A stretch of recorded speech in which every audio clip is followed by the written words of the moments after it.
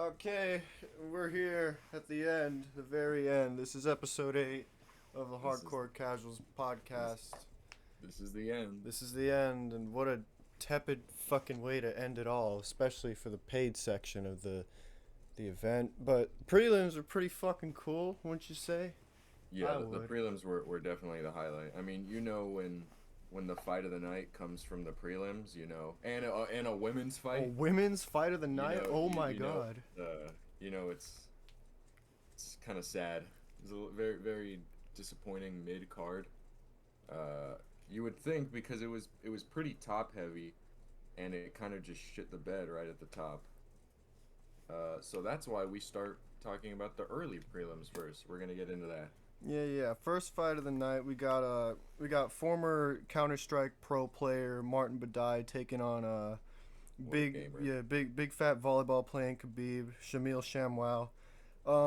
A lot of people were saying, oh yeah, this guy's free money, oh underdog, blah blah blah. I'm just like, okay, bro, it's heavyweight. We gotta see what happens first, right?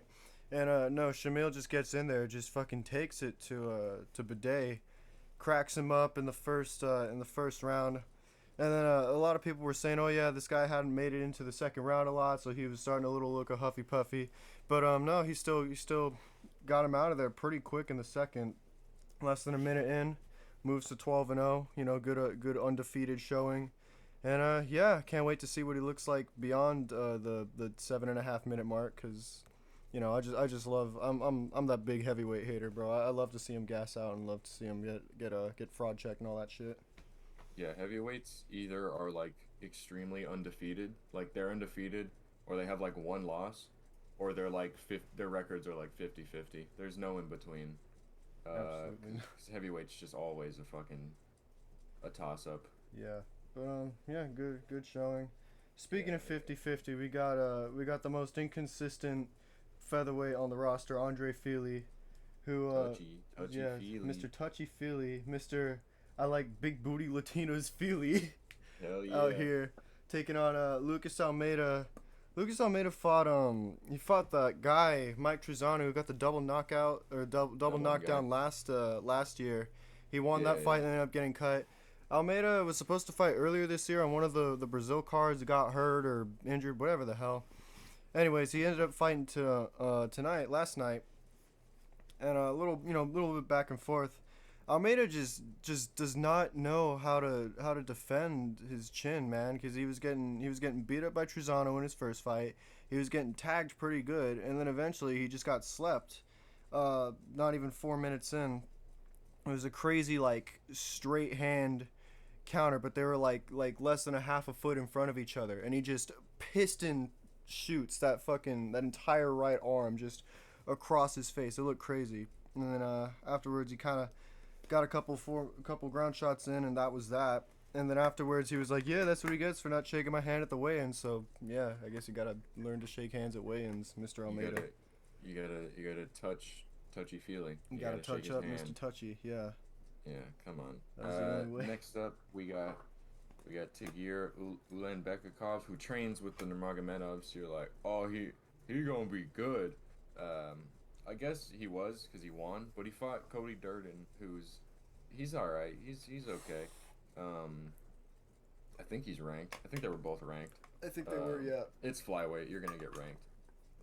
But yeah, Tagir, you doing the usual Nurmagomedov camp style of pressure and try and wrestle. And Durden was doing pretty good. They were throwing, and it seemed like Durden was cracking him a few times.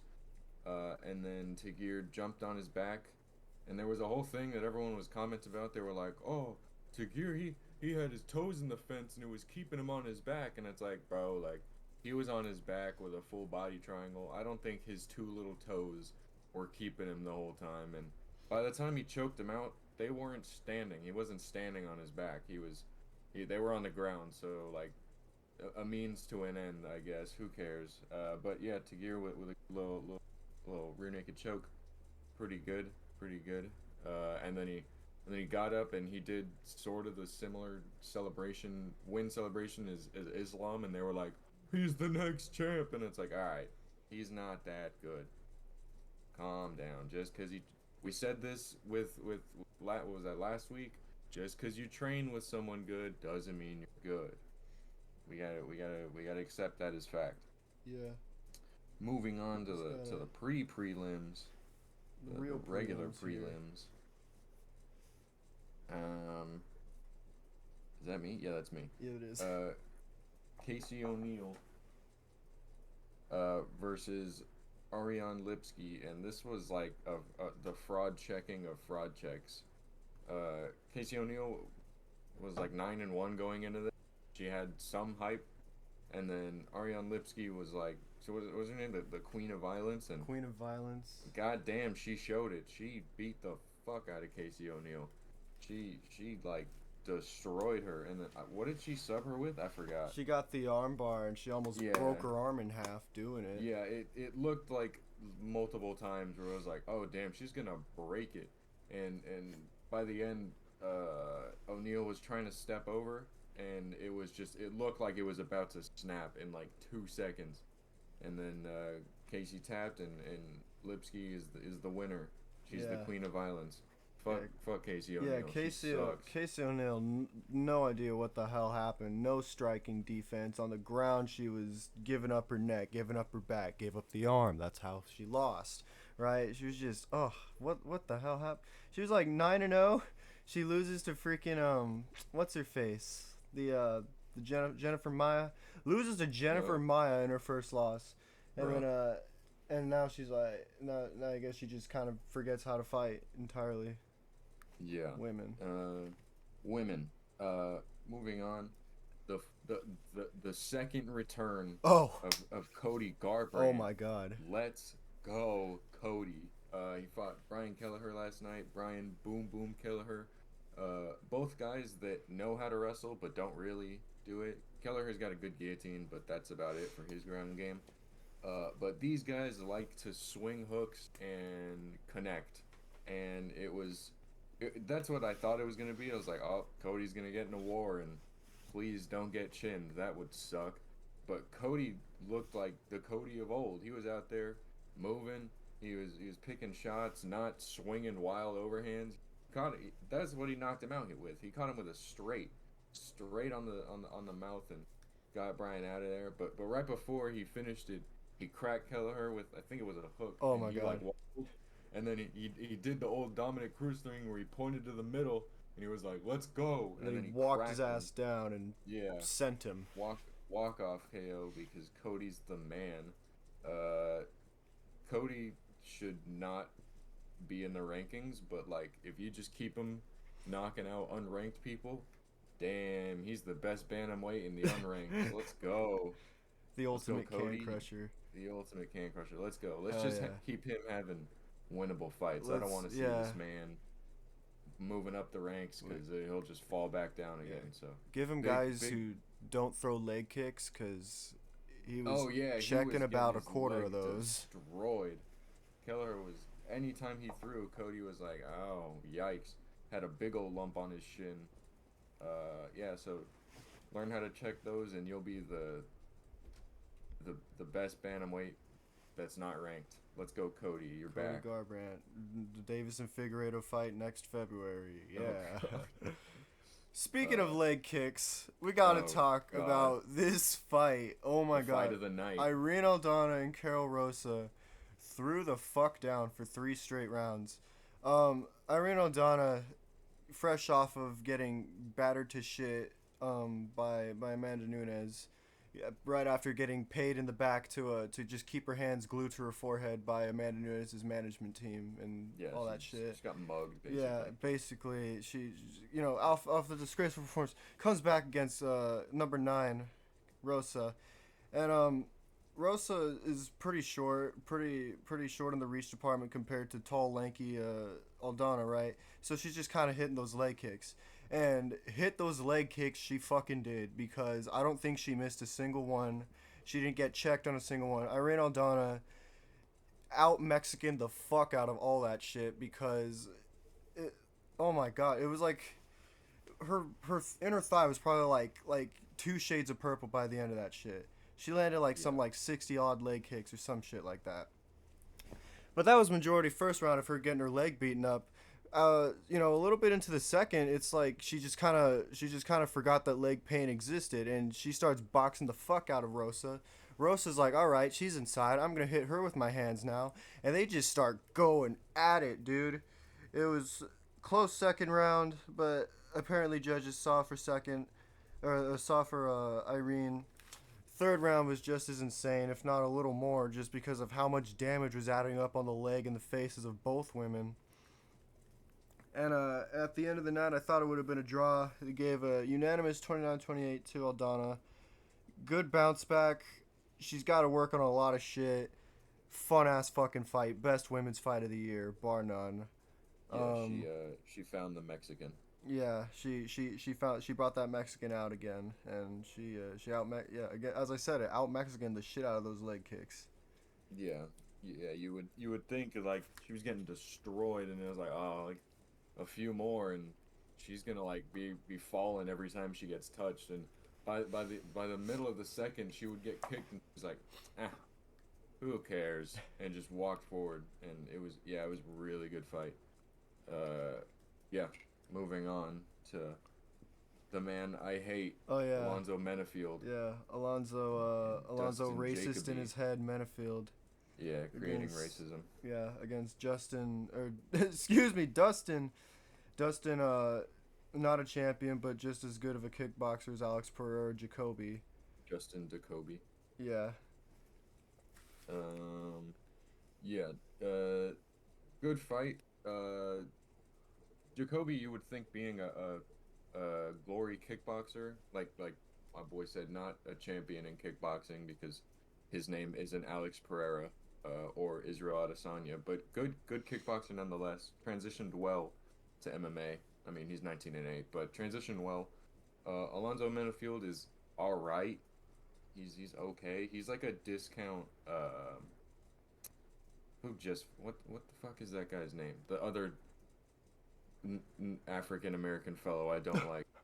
God, what's it? Khalil Roundtree. Jesus Oh Christ. jeez. He's like a discount Khalil Roundtree. Um, He's like Khalil Roundtree if he wasn't in a cult. exactly. Yeah. Or worse at fighting. But yeah, they threw down Both. and Alonzo like was cracking him like all the time. Every time he hit him with like a good shot, Jacoby would just like lose his balance and do shaky legs and wobble around. And it looked like he was gonna finish him a few times, but Jacoby held in there, and they were pretty tired by the end of it. And by the end of the second, it looked like Menafield was fading, but he just had all he had to do was touch Jacoby another time, and he got him on shaky Yeah. legs, and he took Sat his control of the ass rest of the down fight. too. Pretty Yeah, good. sat him down. So yeah, good little win by Menafield. I still don't like that foo, but good little win against Yeah. Glory Kickboxer in Men- MMA. yeah, Manifield will beat a world class kickboxer and also lose to William Knight. Lose to me. Right. Yeah. Moving on to the worst The part of this entire card, the the main card. Yeah, well, this is the last of the best because this main card opener, goddamn, this is like top 3 knockouts of the year, man. Josh Emmett was supposed to fight Giga Chikadze, but Giga Chikadze threw that Giga kick one too many times and tore his groin. So we Okay, got I'm gonna stop you real quick. We got to talk about why this fight is on the main card oh and my not on god, the prelims. that's right. So this fight was supposed to be on the prelims. The main card opener was supposed to be Vicente Luque, our boy, versus Ian Gary, the Ian cuck. Gary. Ian was getting destroyed in the last 2 weeks by everyone, and he had no fans. I don't even think his wife likes him anymore. Just getting demolished, and he could. I feel bad for the guy. He could not catch a break. He's like, he was like, this will show him, and he put out a statement. He's like, oh, I love my wife. You guys suck. He couldn't help himself, and then he was like, this is the one. And I guess I'm gonna assume it was his wife's ex-husband that filmed and edited this video, but he Oh, put out a gee. little thing like, they hate you, they hate the way you talk, they hate the way you walk, they hate the way you're a cuck, stuff like that. and he put out that Instagram video, and it was like, it was basically a this'll show him. Nah, that was the worst response ever, Ian. The Yeah. only thing this dude had going for him was that he was undefeated and gonna fight on Saturday, and maybe get a chance to shut people up. Even if he won, I don't think anyone would have stopped talking. But If he won, there would what have been is like a small percentage of people that would have liked him again, but that sure as fuck wouldn't have been us. yeah, but bro didn't even get a chance to do that because what does Ian the Cut Gary do 3 days before he's supposed to fight? He pulls out of the fight with pneumonia. What a loser! What a loser! Yeah, no one likes Ian Gary. He sucks. So that's why Josh Emmett and Bryce Mitchell got bumped on the main card. I just had to put that in there. That's part of the yeah. that's part of the 296 lore. All right, Yeah, go on about Josh Emmett destroying this hick. Yeah, the prelims to this card were so good. I almost forgot about the entire absence of Ian Gary. But back to this hit getting destroyed. With Giga's groin torn, they need a replacement, right? We're looking for people. I didn't even know they were gonna keep this fight on the card when I heard that Giga was out. But luckily enough, they got Bryce Mitchell, who's itching for a paycheck, and he's like, "Yeah, I'll cut to 145 on short notice," and he didn't even last 2 minutes. Oh my god, a little bit of circling around. Boy, howdy, did he get knocked out? Oh my god, a little bit of circling around, a little bit of feeler out. Two punches. Only one mattered, and that was the second one. He did the old fucking duck down and throw a big right hand over the top, and god damn, Bryce Mitchell just took it all like a double barrel to the damn jaw, dude. And he just crumpled. His legs were crossed. The toes were curled. Eyes were open. He started having a seizure. Bro started convulsing. I thought, we all thought that man was gonna like we were gonna witness the first UFC death in a fucking cage. Luckily they were able to stand him up, stand this horribly concussed man, stand him up and walk his ass out so that he could go die in the hospital. But luckily he got released with an all okay, or maybe they just sent that out. Yeah, maybe they just have an AI character now. Joe Rogan, while he was in the cage being held up, he wasn't standing. He was being held up. Joe Rogan was losing his mind. Like, sit him down. Get him a stool. He can barely stand. He was going off about, oh, his legs are wobbly. If he falls back on his leg, he's gonna blow his knee out along with this concussion. Like, bro, usually I'm against Joe Rogan because he's such a shit commentator, but yeah, sit that man down. He was not there. Yeah, bro, he was gone. That was one of the worst knockouts I've ever seen. Yeah, that's probably one of the best like hands knockouts ever. Like, you got great kicks, great knees. That's a one-shot sleeper, like top 3 all time. Yeah, for sure. Fuck, yeah, dude. Josh Emmett living up to the name of having the most violent 145 highlight reel the of scariest all time. knockout reel of any 145-pound fighter in the world. Yeah, and he he feels bad about it. Yeah, I'm sorry. Yeah, I know. When we went to Vegas last year for International Fight Week, and we were able to meet Josh Emmett, and that's what my boy told me. He was like, "You have the scariest highlight reel out of any featherweight," and he was just signing his shirt like, "I know." Like, he felt bad about killing people. It was He's so such good. a nice guy. Yeah. Moving on to people who are not nice. Paddy Pimblett, in a lose-lose situation to Tony Ferguson, he won, but He did what he had to do. he did what he had to do. Tony Ferguson now on a 7-fight losing streak, tying BJ Penn. Oh my God! I'm looking at the screenshot of the record. Retire. I'm looking at the screenshot of the record, and the Vine Boom is just playing that as you said that 7-fight losing streak. Losing streak. What more could be said? Honestly, like, who else can you give him? What more? Yeah, they need to cut this man. They should have cut him. How was he ranked? 4 fights ago. Like, he should have retired after the Oliveira fight. Yeah, you lose to Gaethje, and it's like, damn, he beat the shit out of you. But it's Tony Ferguson; he'll come back. And then you get outstriked by Gaethje, and it's like, oh well, he'll come back. And then you get out grappled, and like your arm almost broken by Oliveira, and it's like, oh, like not the same. You should leave. I guess you give him one more after that, which was the Beneil. So maybe you cut him after Beneil. But he got his leg ripped apart in the Beneil. Like, dude, Yeah, it's just like go each fight, home. he's just slowly losing another piece of him as he keeps going. Yeah, this was the it's show horrible. of Tony. Yeah, Like that was the dumb excuse about everything. It was like, well, Tony's still been looking good in his last fight. I mean, did you see he knocked down Chandler and he knocked down Bobby Green? There was nothing in that in this fight. I think in the third, when Patty was tired, he landed like six good little shots, and then he got taken down again, and it was yeah, over. this Like even off his back, like everyone's like, "Oh, the reason Tony would have beat Khabib is he's so good off his back with submissions and elbows. He couldn't even do that. no, He was yeah, trying to elbow. He's nothing. No, Nobody so home, bad. dude. Go home, retire, Yeah, please, poor for fucking Tony, dude. the love of God. We don't even have to talk about Patty. Boring performance. He held him down. No Yeah, so statement. the most interesting thing about him was the fact that he came out with cornrows. Like, God damn it. yeah. Yeah, I can't wear that hairstyle anymore. Moving on, our boy,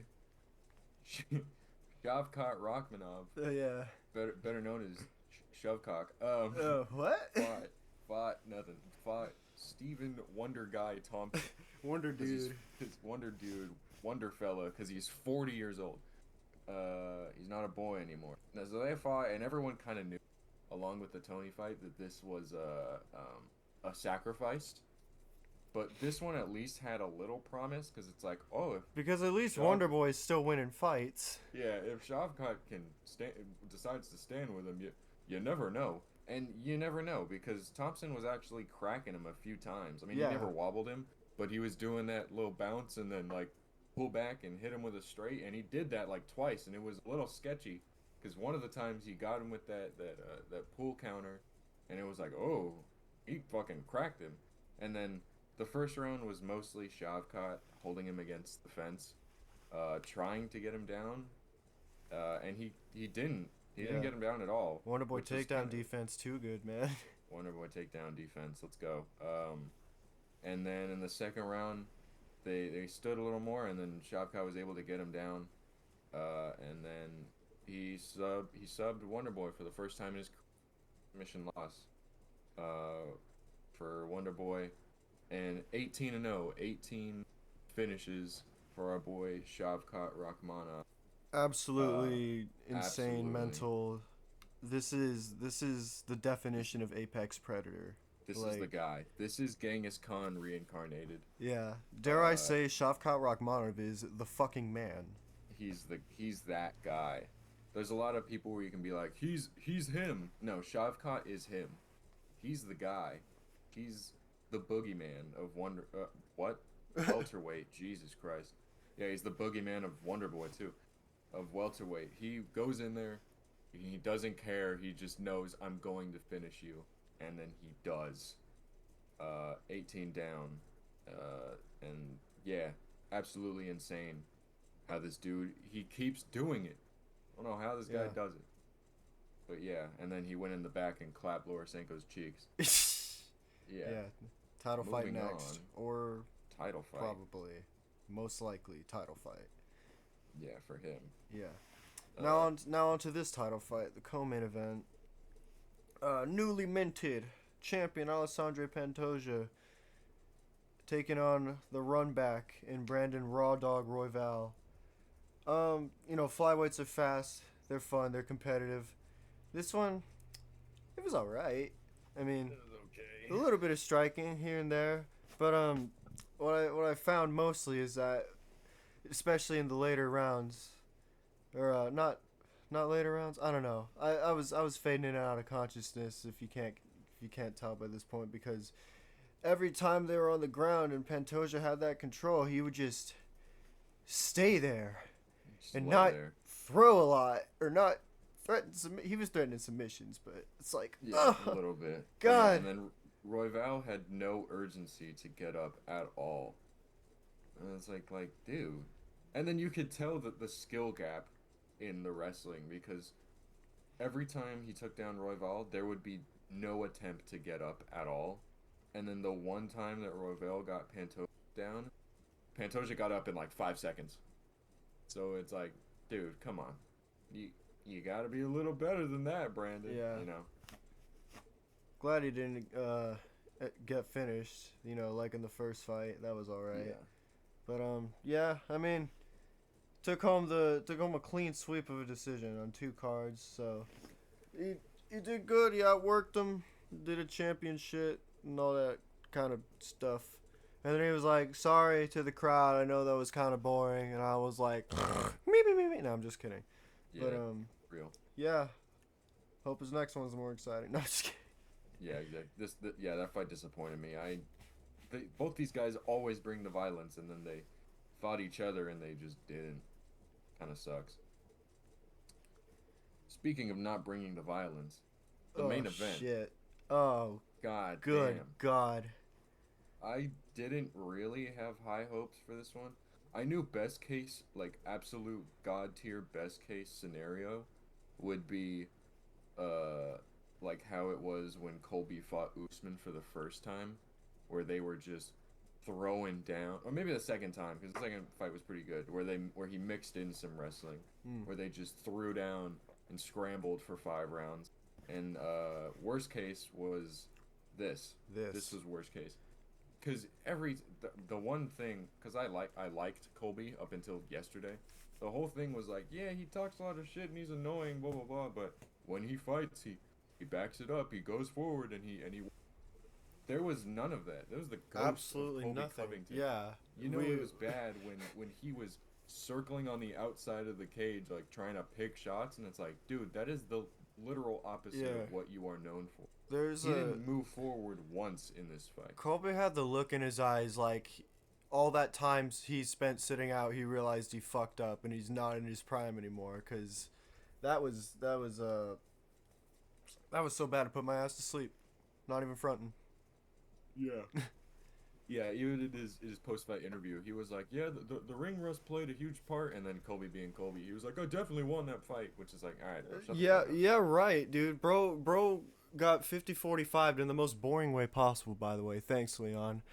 Leon Sleepy Edwards. But anyways, he gets 50-45 in the most boring way possible, 49-46. As the final bell rings, he throws his hands up in the air, face cut up, all fucking gas and shit, like, haven't done nothing. He said he was gonna have Donald Trump wrap the belt around his waist or some shit. Donald Trump left in the middle of Donald his Trump post-fight left in the interview. middle of his post-fight interview. Donald Trump didn't give a fuck about Colby, bro. Like, I feel like he's more eyeing Strickland at this point now, because he's like, holy shit, that's a fucking madman over there. Instead of this fucking character talking, because that's all he is now. He's just a character. He's just a fucking meme. He can't even fight anymore. He doesn't even fight. Yeah, he hasn't fought in like the better part of 2 years. Doesn't fight in his return fight. Like, what do you do? Yeah. This man says, "Oh yeah, I don't want to fight Shavkat in my next fight." Of course you don't. I want to fight Wonder Boy. Yeah, I want to fight 40-year-old Wonder Boy. You're almost 40 yourself, bro. You fought less with less urgency and less energy than 40-year-old Wonder Boy. Yeah. Like, God. Yeah, if he had like gone out there and like fought how he usually does and still lost, it's like, all right, you're just not at that level anymore. But it's like, dude, you didn't even fight. You didn't even try. Yeah. Like, go out on your shield, I guess. You get knocked out, you get knocked out. Who cares? But like, fight. Yeah, bro. you got to realize it's your third shot at this title. You have to go for broke regardless, and he fucks it. You know, leave it to Colby to fucking fumble when he's fighting the most boring fighter in the fucking division, dude.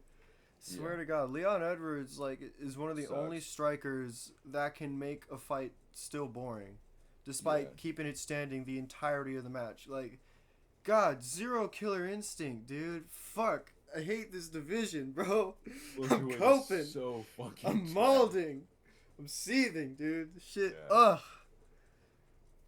Shavkat is the savior of welterweight. Yeah, we need Shavkat to come in and 19-0 fucking Leon real quick. He would be the greatest welterweight of all time. Absolutely, dude. Yeah, and then if he keeps Leon, that finish train alive, dude. Yeah.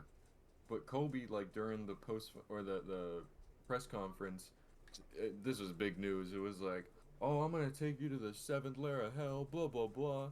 And then Leon's like, "All right, whatever, mate." And then he's like, "Yeah, we'll say what's up to your dad while we're down there." Leon's dad, infamously got murdered when Leon was 13.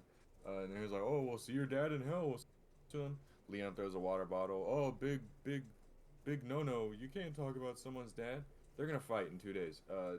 Granted, they didn't. There was no fight to be had in that cage. But it's like Leon is like, "Oh, he's as good as dead. I'm gonna knock him out for what he said." No killer instinct. I think he threw like one head kick. Like, like, let me look at the fight. 65 strikes. Took wow. What the fuck? Kobe threw 109. When? Crazy.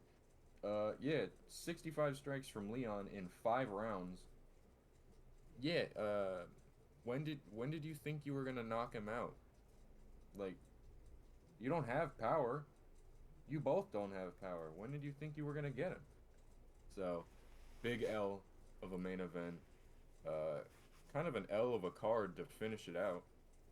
Yeah. I mean, it's finish out the year. I mean, the promo was pretty good. They had Rooster by Alice in Chains. That's pretty good. Yeah, But that was really cool. The it was cold open was awesome. The first better fight than of the the whole main card. card was awesome. And that's about Yeah, it. yeah, that's it. Actually, I mean, there was one other fight in the crowd Oh, between that's Sean right. Strickland standing on business versus Dricus Duplessis. Dana White came out and said, what kind of asshole puts Dricus Duplessis and Sean Strickland in the same seating area? This asshole. He sat them together because he's dumb. But yeah, they had their press conference on Friday where it was like the three main events of the next 3 months back when the new year starts.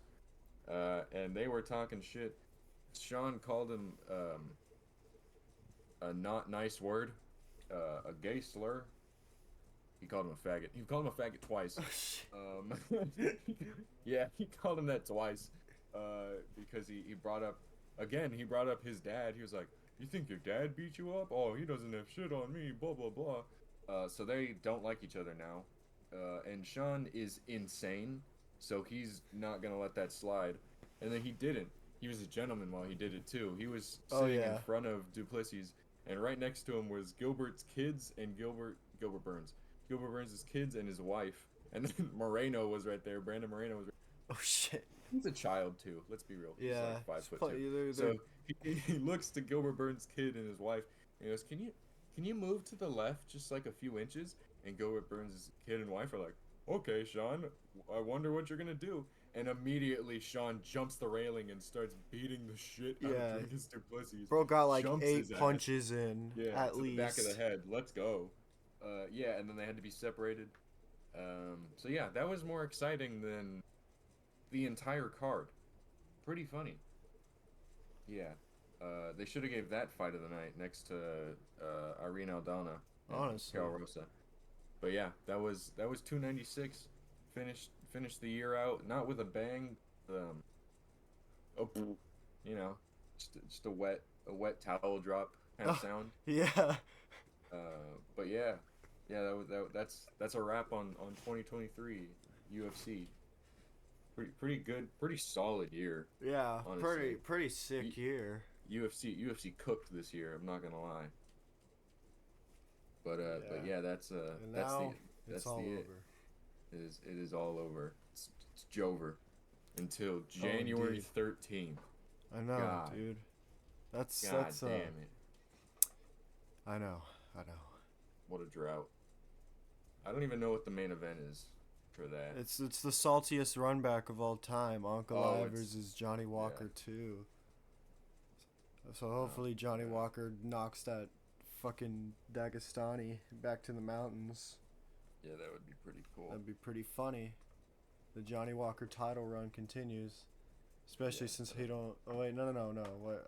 Yeah, he don't have to worry about always in title contention Anthony Smith anymore. Yeah. And then after that, we got Sean Strickland versus Dricus Duplessis. Yeah. Ooh, let's go. Ooh, let's go. In Canada, let's go. Bring it back Canada. to the Canadians. But Yeah. yeah, that is it. 296 is over. UFC is over for the time being, taking a month break, and that's And it for the we're over podcast for the until time we're being. back. Yep. That Yeah. said, we'll see y'all in the next episode, Yeah. which will be a little while out. Okay, Yes. bye everybody. Okay, bye bye. Bye bye. Bye.